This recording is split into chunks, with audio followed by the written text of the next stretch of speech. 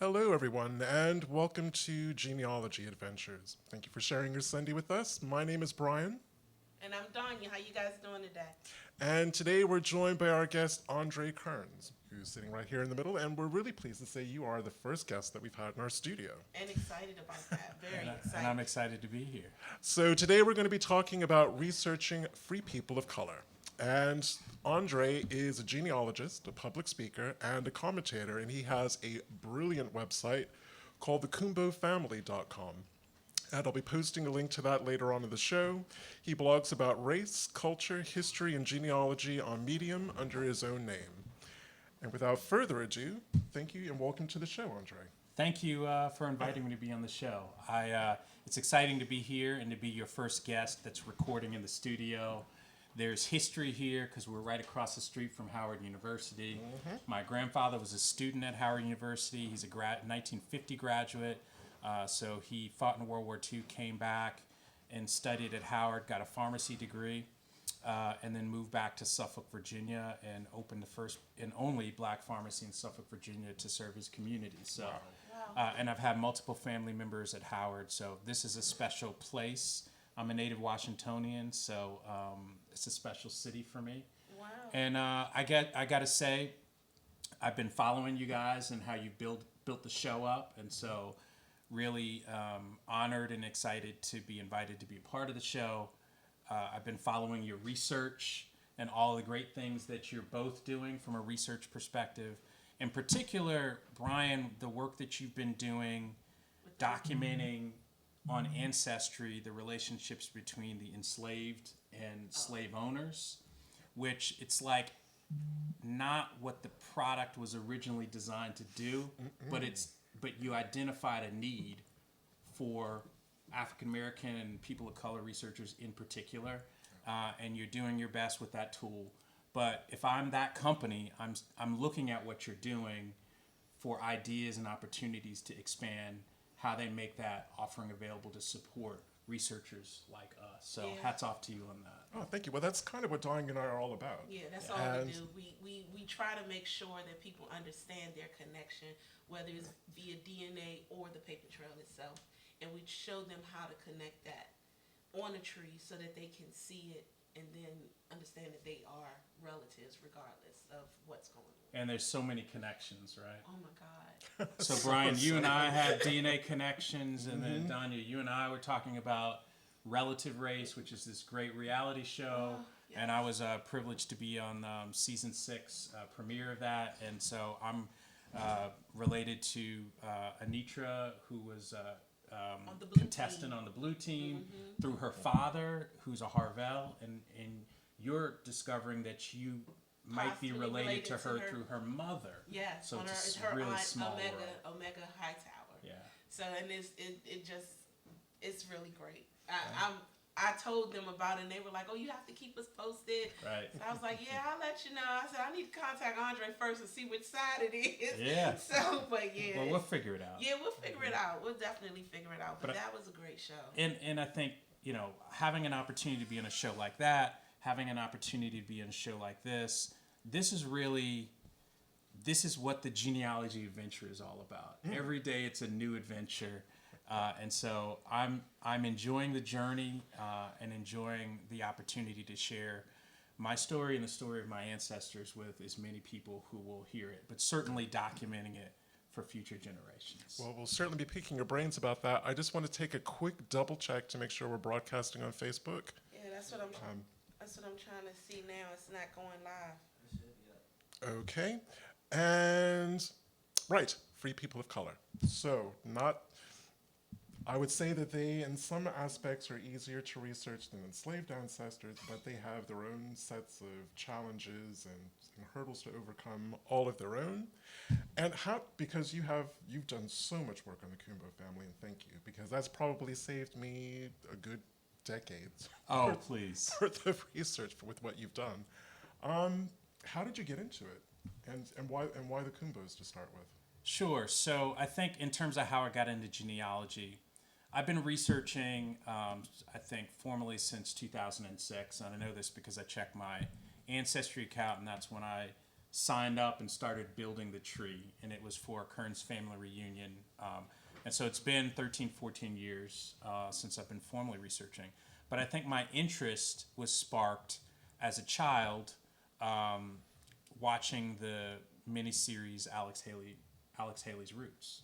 I remember seeing it as a child when it first broadcast, and I just remember being inspired by it, and it really planted a seed in me back then as a child, which now as an adult has grown into a full-blown passion for genealogy and researching and trying to trace and understand my family's history beyond slavery even. The other thing about Alex Haley's Roots is it actually did provide a historical framework with which I thought about my own family history, right? So I knew that I descended from enslaved persons in America. I knew that I likely descended from slave owners of some sort. And so I think through my research, I've been able to validate both of those areas of our history. But then I think what I discovered as I was researching that I wasn't aware of was that I also descended from free people of color. So people of color who lived as free prior to the Civil War. This was not any family history that ever had been passed down to me. I had not heard stories about that, no oral history on how our family branches had been free prior to the Civil War. So it was completely novel and new to me when I started to uncover it.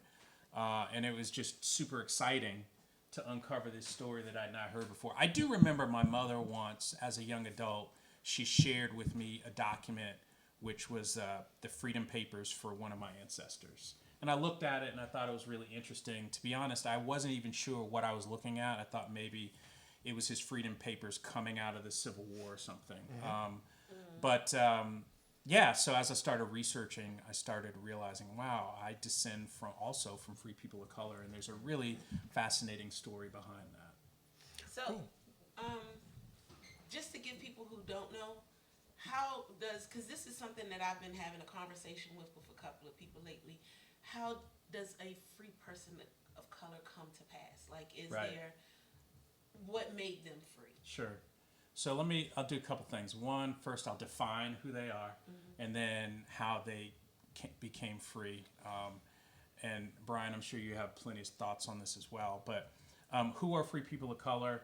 They were three things. One, they were non-white, and they were legally free citizens prior to the Civil War.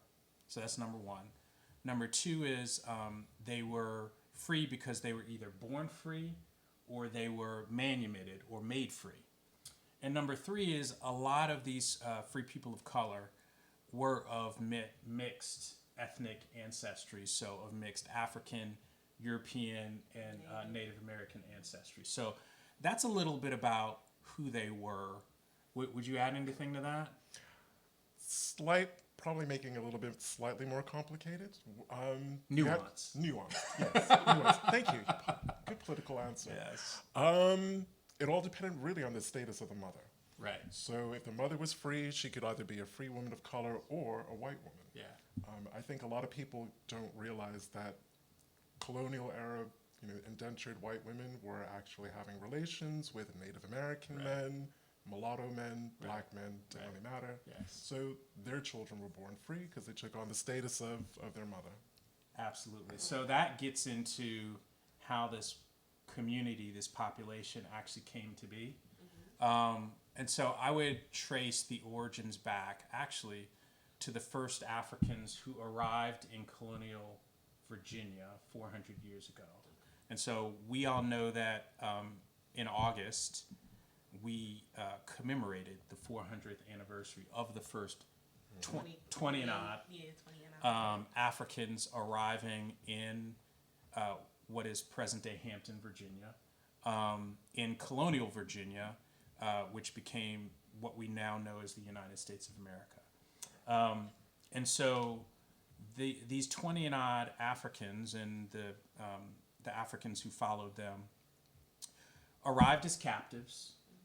And I would say they arrived and they labored as bonded servants.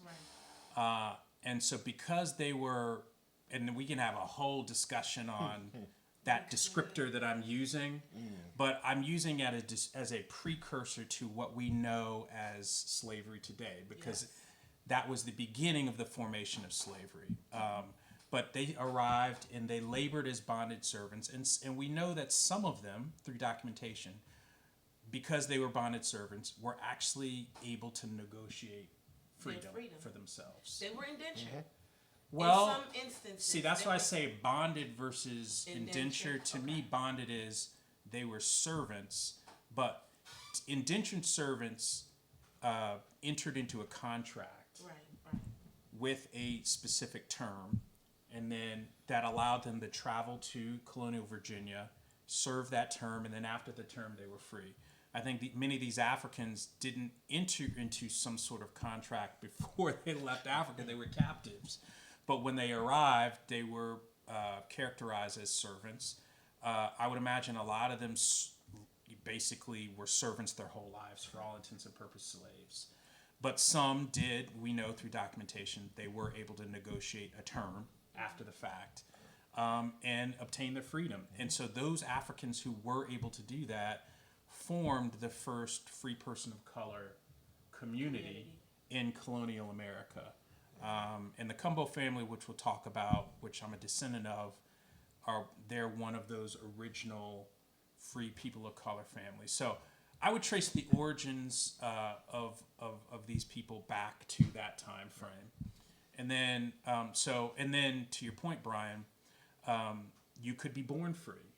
And so there was a law that was passed in 1662 that really defined slavery. From 1619 through the 1660s, what we know as slavery as an institution was forming through a series of customs, court rulings, and laws. So in 1662, they passed a law that said basically your status as a child that's been born into colonial Virginia is tied to the status of your mother. Mm-hmm. And so if your mother is enslaved, you're going to be, when you're born into slavery. But then that also clarified the inverse to your point, Brian. So if your mother was born free, and let's say your father is a man of African descent, as a servant or even an enslaved person, and your father, that's your father, and then your mother is a free person, a free white woman, or a free woman of color, or a free Native American woman. When you're born to that woman, your status would be the same as hers. So you would be born a person of color who would be free. And then the third, I think, source is manumission, right? So there could be people who were born enslaved, but then were freed through manumission. And so we see throughout the history of colonial Virginia that people are freed from slavery as the institution grew. I think its manumission started as a public act. So the Virginia legislature had to actually manumit individual enslaved persons by name. So it had to be an act of the legislature. And then over time, they passed laws that allowed slave owners to manumit the people that they owned. But with that said, there is also this growing fear in colonial Virginia and into the South. There was a growing fear of the growth of free communities of color, and they felt threatened by a growth in free communities of color, and so they passed other laws in addition to the manumission laws, like if you're manumitted. There was one in 1806 in Virginia. If you're manumitted as of 1806 or any time afterwards, you have 6 months from your date of manumission to leave the state. Yeah, I So you can be free, but you can't live here. You can't be free and live You here. gotta go, You gotta right? get out of Dodge. Yeah. And so you see that, and like I think that's also a characterization of the life that free people of color lived. They were free, but it was also quasi free status because of that dynamic. Their rights relative to free whites were constantly being squeezed. Right? So the guardian, where does that step in? Because Brian and I have a relative who, Rebecca Bug, she always had a guardian. Or, If I can jump in just real quick, because it's gonna lead into that point. Okay. So great timing on that. don't we always? So we're talking about free people of color, but they were free with caveats. Yes. I would say they were free with huge caveats. Yes. One of the things that upsets me, and we'll talk about this kind of a record that you can use, is if you look at those really early colonial tax lists, Right. and you compare those to the court records, my free ancestors were always being hauled in court because they could never afford to pay their tax. They had a poll tax. They couldn't afford to pay it because people were prejudiced and racist and didn't want to give them work. So if you can't get work, you can't get money to pay a tax. That's right. That was one thing. You couldn't own a gun. Right. Was another thing. You couldn't sue a white person. You needed to have a white person act on your behalf who is more or less your guardian. That's right. And I thought that would be a good segue for you to talk a little bit more about that kind of proxy. You almost had the legal status of a minor child, Right. basically, if you were a free person of color. That's right. That's right. Yeah, I mean that is absolutely the case. You saw these laws that were passed again because of the fears of white citizens of having to live with free citizens of color, feeling like these communities would actually be a bad influence on enslaved persons. And I think there's some validity to that. Like I just finished reading Frederick Douglass's the massive biography on Frederick Douglass that David Blight wrote, and he did talk about the notions of Frederick Douglass got on wanting to be free and living as free. He got living in Baltimore as an enslaved man, working in the shipyards side by side with free men of color. So there is some validity to that. If you own enslaved people and they're seeing other people that look like them living free, and they're asking questions like why are they that free, way and we're right. this way? So that's real. And then you take things like the Nat Turner Rebellion. I think it was 1831. Maybe. Oh no, that was 1670. I want to say 1676, 1677.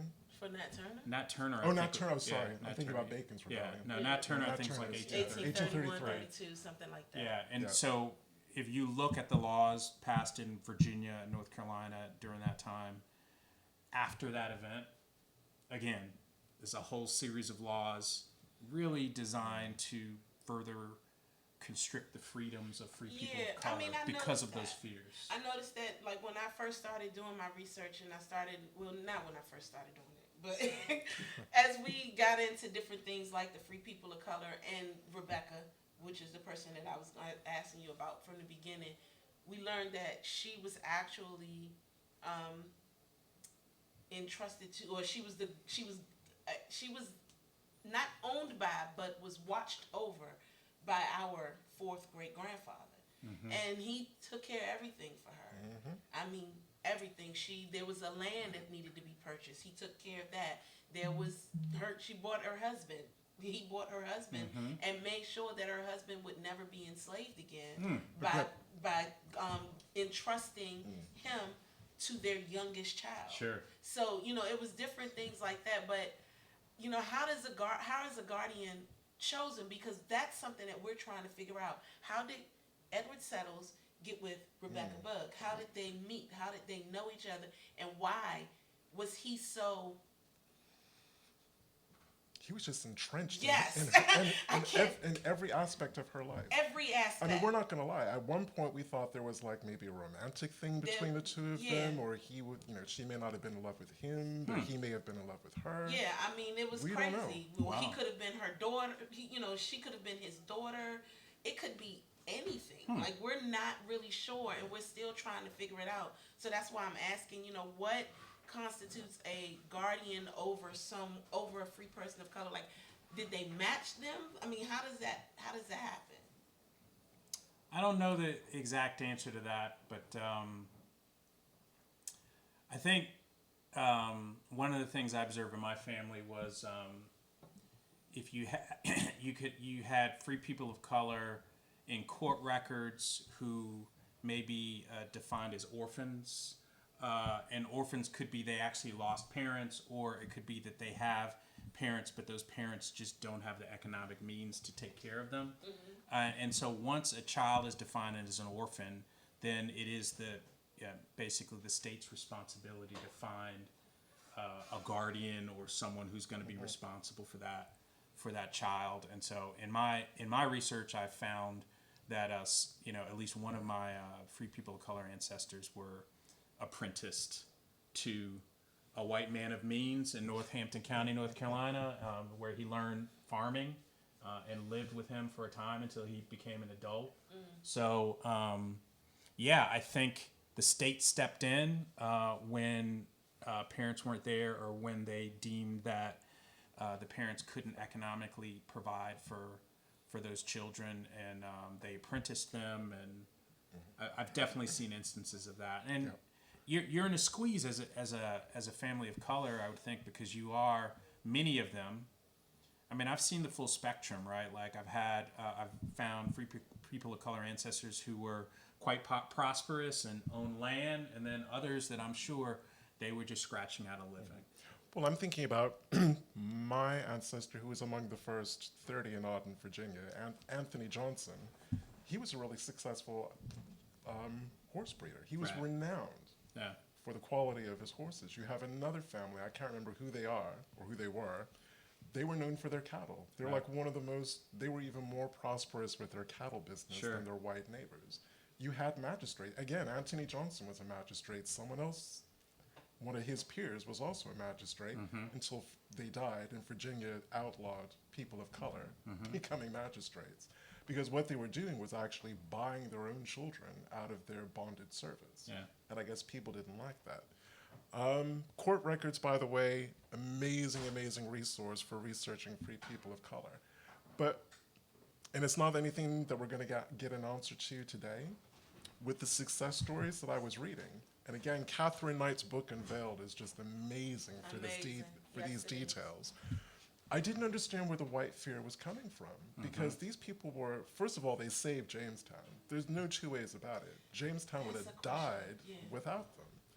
So you're going to reward people who saved you, who have gone on, clearly don't seem to resent being in the colonies, carving out their lives, raising their children, establishing their businesses, and you're going to start instituting black codes. I don't get it. And I just don't get where the fear is coming from. But it's tangible. When you start reading what the Burgesses are writing about 1630 to 1635, you can kind of tell what's on the horizon. And I think they knew what was on the horizon. I think that's why they were so busy buying their children out of their bonded status. So tell us, let's say hi to our fans. We always say hi to them. We try to make sure we have people and just kind of look at who's covering us today. So while you guys were talking, we have people from Hawaii, Philly. Wow. We have Denmark. I'd love to be in Hawaii right now. Yes, we have Denmark, Karen Bertram from Denmark, and then we have our regulars from North Carolina. We have some Maryland people, some South Carolina, Tiffany, and just our overall regulars. So I wanted to say hi to everybody and just remind you that if you have any questions for Andrew, I said Andrew, I'm sorry. That's Andre. all right. That's my great-grandfather's name. I'm going to Well, call him out, Andrew Kearns. All right, Yes. all right. Well, for Andre, if you have any questions for Andre, please feel free to put it up here. You know, we try to get your questions in and your comments as a whole. So, now, go ahead, Brian. So a couple of documents that I'd like to cover, and then a point, are things like bastardy bonds. Because again, not all of the colonies had them. North Carolina did and Virginia did. Talk about how you've used those. Bastardy bonds, tax lists, court cases. Sure. I haven't found too many. I have found a couple of wills that were written by free people of color in estate inventories. But I'm going to be honest, I haven't, from my own ancestry, I haven't seen those as always happening. Yeah. And the thing that I also wanted to touch on, because Donnie reminded me about it with Rebecca Bug, a lot of the free families of color that I see, especially in Virginia and North Carolina, a large percentage of them are actually headed up by single females. So the women are the head of the house, and they have their kids. And I'm thinking about Elizabeth Kumbo, who's our common ancestor, and how you can factor those kind of things into your research. Yeah, absolutely. Yeah, there are just a tremendous amount of documents that are helpful and that I found helpful in terms of researching free people of color. I think in general, earlier you asked about obstacles. I think the reality is being descended from both enslaved people and free people of color, it's all relative, right? So relative to enslaved people, there's just a rich set of documents available in terms of researching these free families that I don't unfortunately have available to research my enslaved ancestors. So I think relatively speaking, there's just a ton of documentation to be able to research on the free side. But I'll start with census records. Those are that's fundamental. For enslaved people, they first appear in 1870. For free people of color, they appear prior to 1870. Starting with 1790, which is the first census that was taken in what we know as the United States. So I remember. So I'm a white descendant, and so my third great grandfather, his name was Exum White from Suffolk, Virginia. It was known as Nansemond County back then. But I remember that, researching him, that was the first time I learned that I descended from free people of color, because I found him in the 1850 census for Nansemond County of free persons, and he was a 20-year-old black male. And he was a laborer working for a wealthy white merchant named James Norfleet. And so I just stared at that census record and I was like, wow, just kind of comprehending what that meant, that this man was free and listed as a free black citizen in Virginia. So that was the first document that I discovered many years ago, where I discovered I descended from free people of color. Then I was able to find Exum's parents in the 1850 census. So his parents, my fourth great-grandparents, Meredith and Parma White. So that was exciting, and it listed all of Exum's siblings, so I got to kind of learn more about the family. And then I even found Meredith's mother, my fifth great-grandmother. It's getting to your point of women as head of households. So I found her. Her name was Patsy. I'm going to call out her name, Patsy White. And she was in the 1820 census as a head of household in Nansemond County. And so it was just really powerful for me to see that and to know that my mother was born in Suffolk, Virginia. And that now I'm looking at a document on my fifth great-grandmother who was living in Suffolk, Virginia as a free black woman born in the late 1700s. And so it was really amazing. So all those documents that I uncovered on census documents, I found on Ancestry and Family Search. So I think census records are a rich source of documentation. Vital records, another rich source. So we're talking birth records, marriage records, death records. In particular, marriage records have been rich for me in terms of uncovering the history of my free colored ancestors. So, as an example, I'm a Kumbo descendant. My fourth great-grandfather, Britton Kumbo, married my fourth great-grandmother, Mary Manley, in Northampton County, North Carolina, in 1842. So this is 23 years before the end of the Civil War. They were married, and it's documented, and so it's amazing to see that and to see her maiden name and know about their marriage and the family that came out of that. So I think that's been valuable. You mentioned wills and probate records. I found those records to be valuable. Free people of color, because they were free, they could own property. They could own land. And there's a lot that you can get out of those land records, those land ownership records, those wills, those probate records. I'm a Pope descendant, and so the Popes were free people of color from Northampton County, North Carolina.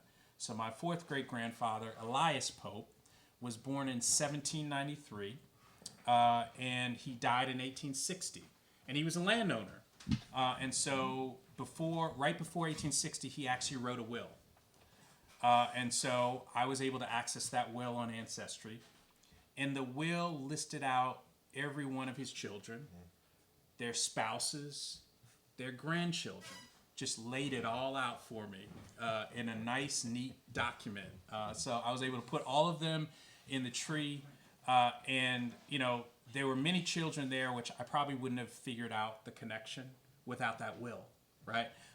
So that was a critical document. That was a rich document. Another will I found was for my fifth great-grandfather, Britton Cumbo Sr. from Northampton County. And it was actually probate records, so it was talking about how his property would be distributed to pay off his debts. And so I got a line item description of everything that he owned, right? So it included a loom, a spinning wheel, 100 pounds of cottonseed, a horse, a saddle. And so from this, I'm able to better understand who he was, what his profession was. He was a cotton farmer. And how he made his living and how he provided for his family. So these wills also provide, and these probate records really provide rich context into the lives that our free people of color ancestors lived. So I found those valuable as well. And I'm going to say, I was really moved the first time that one of my Pleasance ancestors was part of the 400 slaves that were freed by Joseph Pleasance, which caused a huge stink storm in Virginia at the time. He was one of the first. He was a Quaker, and he was one of the first in Virginia to just basically free everybody, like all of his enslaved people. So within that ancestor appeared in the next tax list, which I think was 1783, 1784, Charles City County, Virginia.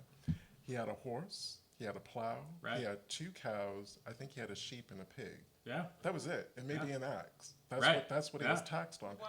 But you know what? He was free. Yes. Yeah. I don't care that you didn't have a big house and you didn't have 500 or 5,000 acres. Right. You had a horse, cows, pigs, whatever. Absolutely. But you were free. Absolutely. Yeah, so those are rich documents to uncover. Court records. I think you mentioned court records. Really valuable documents. I think I mentioned this before, but my fourth great-grandfather, Britton Cumbo Jr., was apprenticed out. So he was made an orphan in 1837.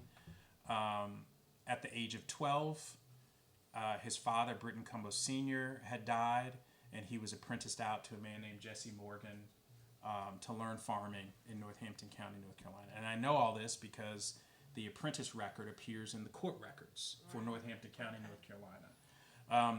These court records are valuable resources. You have to work really hard to get information out of them, though, because they're not really, or at least from what I've seen in the North Carolina court records, the North Carolina court records are not indexed. So indexing is what allows you to do quick searches or filtering for criteria to kind of narrow down the documents that you want to examine. Right. So these court records are documented or digitized, but they're not indexed. Right. And so you really have to be invested in kind of clicking through every page and looking for what you're looking for. It's in cursive that's hard to read.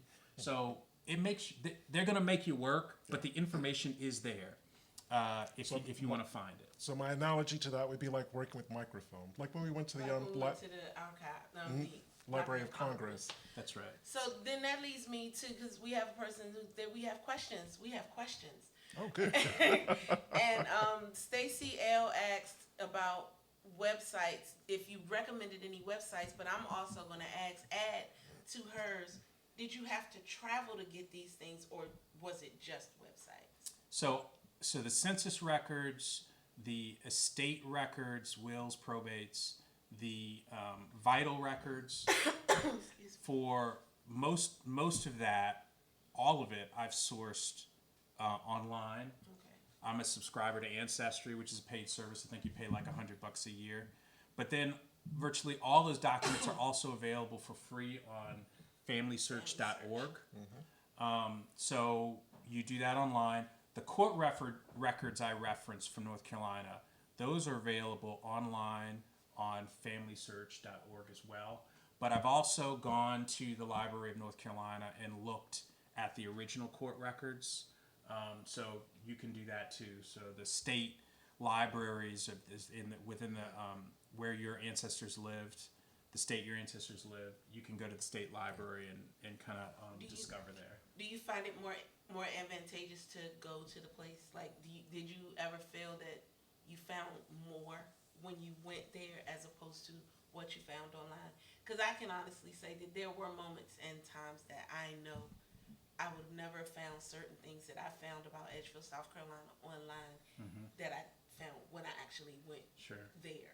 No, that's right. That's right. I think there's definitely value in going to the State Library of North Carolina or the State Library of Virginia in terms of what you can access. But also with that said, I mean, we're all busy people living our lives, and there is so much that is available to us online. And Well, it's expensive.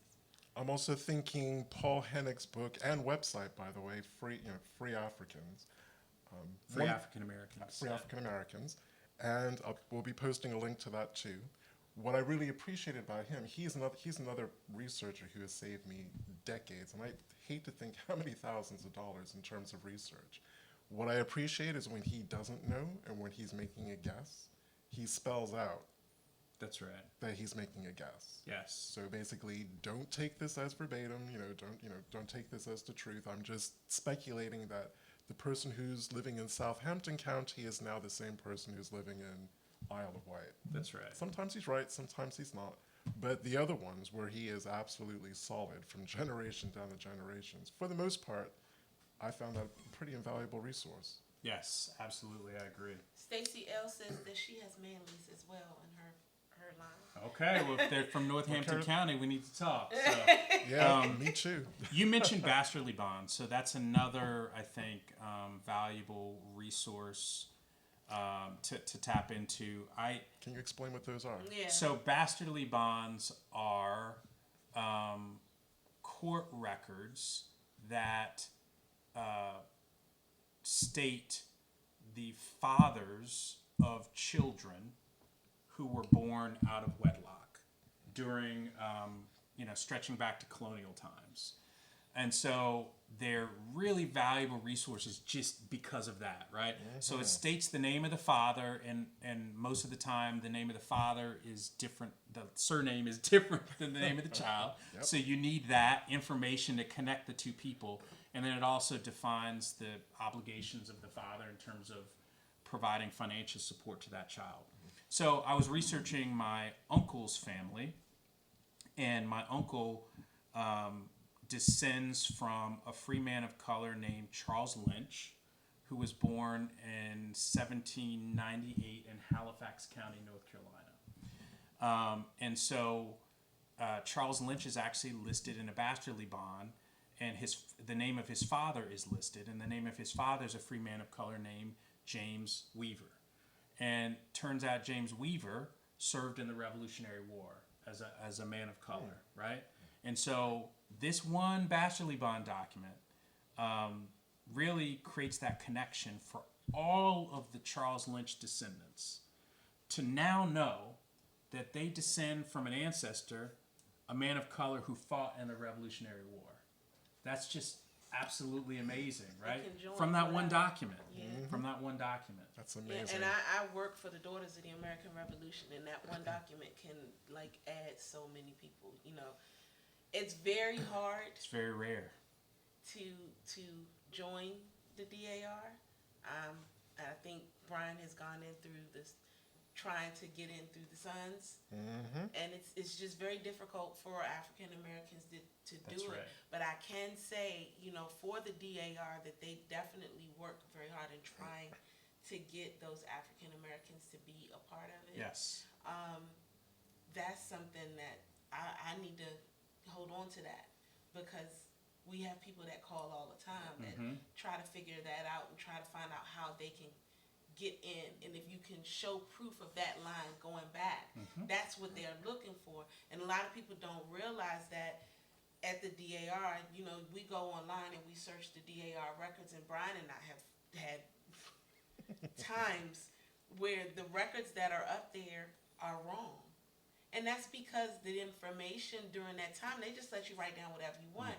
But now DAR is cleaning that up. They're cleaning it up. And if they find, you know what, you don't really supposed to be this, they will clean it up.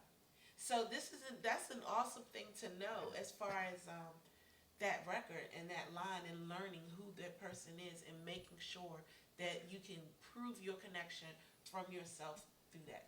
And it stretches beyond genealogy into history, you know. And I have a passion for history, and I have a passion for making sure the story of American history is told properly, completely, inclusively.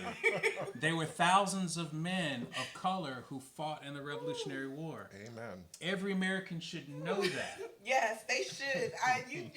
You have no idea. This is a conversation that Brian and I, that our overall followers, we talk about the history. This is our history. All the time, and people don't realize that. Black people don't realize, African Americans, whatever you want to call yourself, you don't realize your part in what's going on here.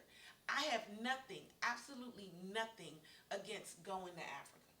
But I am from here. I'm from America. I go back 7 or 8 generations. So please don't come to me and tell me, go back home. I am home. When you talking about Jersey or here? In Maryland or DC, exactly which home are you talking about? Because Africa, although I have families that are from there, I go back at least 7 or 8 generations right here. That's right. So why is this not my home? Absolutely. You know, so I definitely get what you're saying when you're talking about that, but we don't know that it's our home because that history is not being shared or shown. Right, and that's why what we're doing is so important, to really share the stories of our ancestors and how our ancestors made America. And so your point really resonates with me, is that my strong feelings of my American identity are specifically connected to knowing the stories of my ancestors and the struggles that they went through to make this country what it is, and it's still working to become a more perfect union. Yes. But you're not going to cut that out of our history, and I'm not going to cut myself out of that history. Right. I feel like I have ownership over that. Right. I feel like if I discount what my ancestors did, and I just say, oh yeah, I'm from Africa, so what my great-great-grandmother Martha did here all that time, or what Rebecca Bug did, or what have you, what they did is just null and void. It's not important. Right. What John Yeldale did for winning an actual court case that he had no business winning, just simply because of the color of his skin, that's null and void. That's not important. I'm not going to discount them no more than I'm going to discount my families who were brought over here when they weren't asked to be brought over here. So don't come to me and tell me that. Like, I'm the one that I'm the ghetto one on this group. If I had to say something like that, I'm the one that will just come straight out. Ghetto or Bougetto? Bougetto. Okay, I like that. Bougetto. I'm the Bougetto one of the group. And I protect my family, whether they dead or alive. Right. I got them. I got their backs. And I'm not going to let you sit here and tell me that they don't exist. Don't come to me and say that. Like, that's a problem. Yeah, and the reality is that they struggled so that I could for be us. here. That's right. For us. That's right. And so don't discount that, and we should take inspiration from that. And so what are we going to do to make things better for the future generations? That's right. That's right. And so, this class is what it is. Yes. Amen. In the final 6 minutes, going to try to squeeze 2 topics in. Okay. First one is, it is not uncommon for free people of color's race to change. Yeah. We know of one, Henry Kumbo. Yeah. Oh no, it wasn't Henry. I'm trying to remember who it was now. But the one, I think he's like our however many times great uncle who actually sued North Carolina to be recognized as a white man. And he won. And I know that because my connection to the Kumbos is a man called Henry Coombe, Okay. who was born in Halifax, passed through Rich Square, Northampton County, North Carolina, fathered my ancestor, and then motored on to Abbeville, South Carolina, of all places. He had a white identity, but his grandfather was the last of his line to be listed as a mulatto. So if you're doing research and you find that you're like between 1 to 8% sub-Saharan African, you got a free person of color in your family, more than likely, Yeah. back in the colonial era, Who's a free person of color? who basically passed as white. Yeah, that's real, and these racial categories have been quite fluid over time that you discover through researching. But I've uncovered many stories like that related to our shared Kumbo ancestry. I mean, I think our history traces back to a man named Emmanuel Kumbo, who was one of the first Africans in Jamestown. He's first documented as being patented 50 acres of land on the 18th of April in 1667.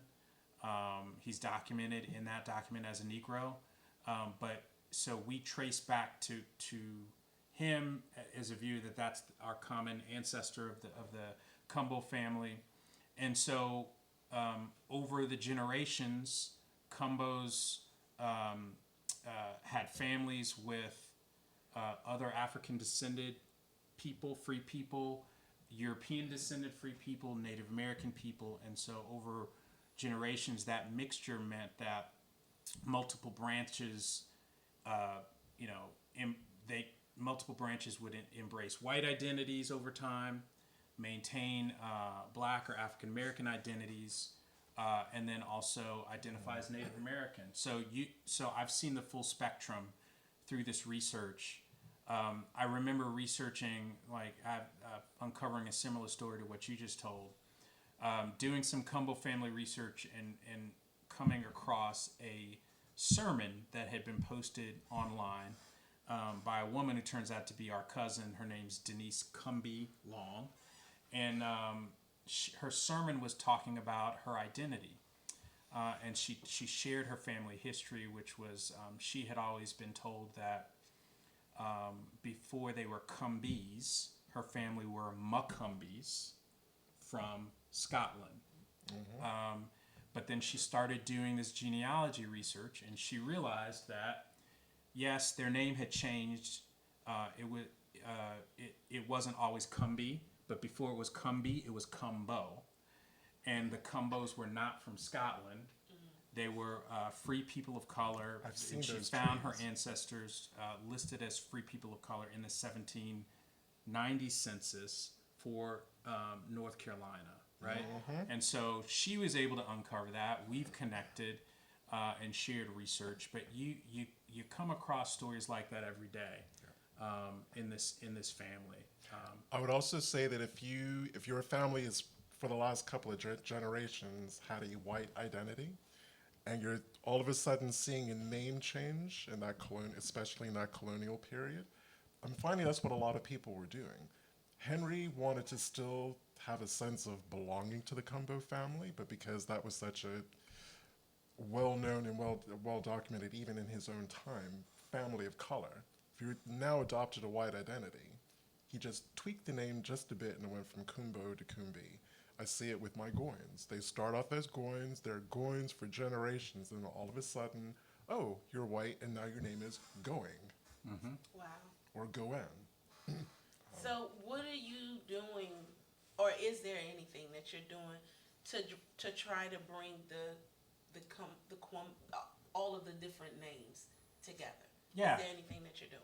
I think one of the things I want to share is that I've started a Y-DNA project. Okay. So Y-DNA testing is a form of DNA testing where you can do a DNA test and it'll help you trace your direct paternal Right. ancestry. Right. And so to complement all the documentation and research on the Cumbo family, I've started this Y-DNA project, and I'm inviting all living males who have a last name Cumbo or one of the variants that have grown over the course of history, and who believe that they trace back to Emmanuel Cumbo, or at least trace back to ancestors from Virginia or the Carolinas or the South, back to the 1700s. That you consider joining the project. So you can Google Cumbo U.S. South Y-DNA project, and it should pop up. And then reach out to me, and we'll get you added to the project. But that I'm trying to create that DNA documentation to complement the body of research that we've been building on the Cumbo family. Which is really important research because, again, going back to Elizabeth, I descend from a female Cumbo. So I wouldn't, obviously my name isn't Cumbo anyway, so I wouldn't have that Y-DNA.